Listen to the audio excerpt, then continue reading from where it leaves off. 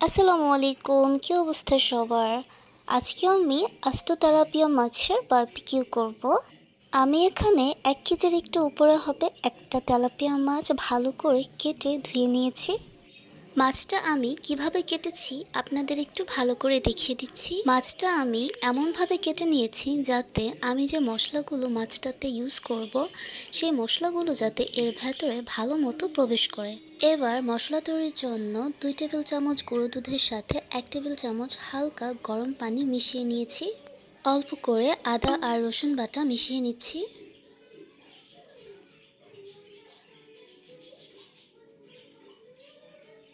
দিয়ে দিলাম ভাজা জিরার গুঁড়ো আর ধনিয়ার গুঁড়ো 1 চামচ করে।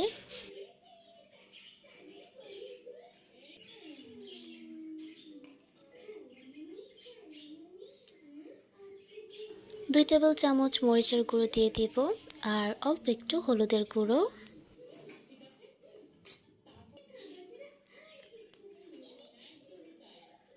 এবার দিয়ে দিব 2 টেবিল চামচ বারবিকিউ মশলা আর 1 টেবিল চামচ কাবাব মশলা।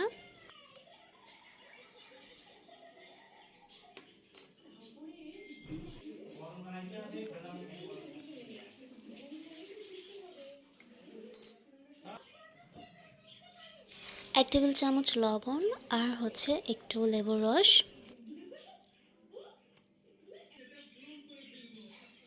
কালারের জন্য এখানে আমি একটু রেড ফুড কালার নিয়ে নিয়েছি। এবার আমি সব কিছু একসাথে মিশিয়ে নিব।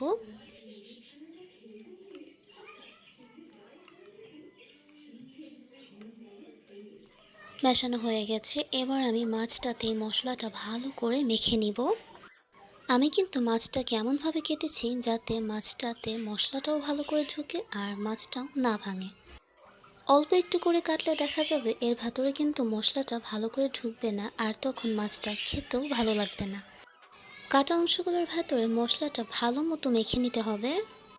যেহেতু মাছটা আমি 4-5 ঘন্টার জন্য ম্যারিনেট হতে রেখে দেব, তাই এখন আর কোনো তেল ইউজ করব না।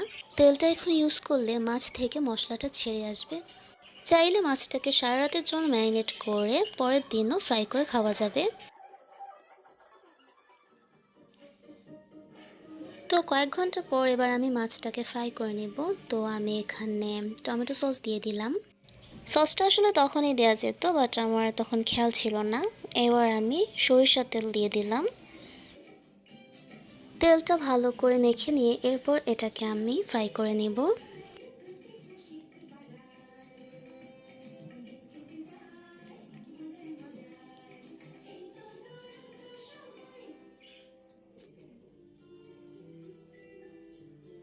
ফ্রাই প্যানে আমি একটু তেল ব্রাশ করে নিলাম।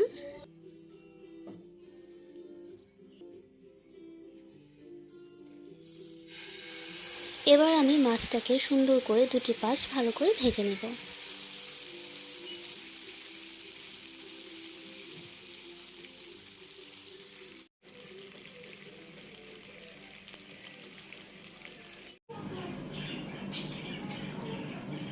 এবার আমি একটু ডেকোরেশন করে নিচ্ছি। Bye bye.